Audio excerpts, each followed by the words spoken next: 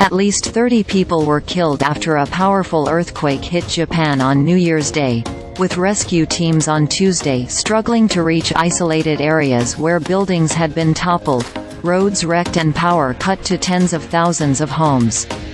The quake, with a preliminary magnitude of 7.6, struck in the middle of the afternoon on Monday, prompting residents in some coastal areas to flee to higher ground as tsunami waves hit Japan's west coast, sweeping some cars and houses into the sea. Thousands of army personnel, firefighters and police officers from across the country have been dispatched to the worst-hit area in the Noto peninsula in Ishikawa prefecture. However, rescue efforts have been hindered by badly damaged and blocked roads, and authorities say they are finding it difficult to assess the full extent of the fallout. Many rail services, ferries and flights into the area have been suspended. Noto Airport has closed due to damage to its runway, terminal and access roads, with 500 people stranded inside cars in its parking lot, according to public broadcaster NHK. The search and rescue of those impacted by the quake is a battle against time, Prime Minister Fumio Kishida said during an emergency disaster meeting on Tuesday. Kishida said rescuers were finding it very difficult to reach the northern tip of the Noto Peninsula due to wrecked roads, and that helicopter surveys had discovered many fires and widespread damage to buildings and infrastructure. Authorities in Ishikawa said they had confirmed 30 deaths from the earthquake so far, with half of those fatalities in hard-hit Wajima city near the quake's epicenter.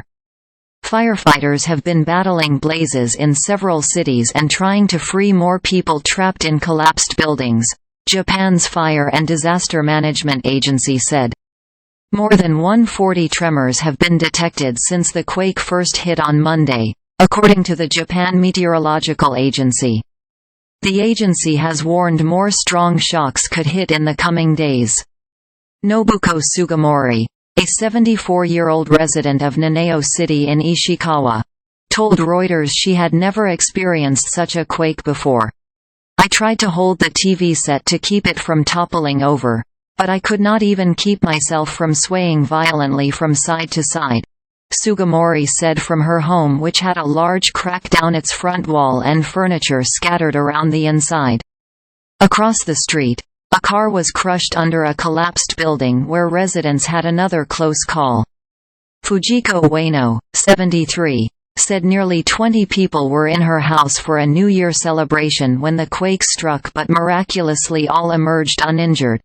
"It all happened in the blink of an eye," she said, standing in the street among debris from the wreckage and mud that oozed out of the road's cracked surface.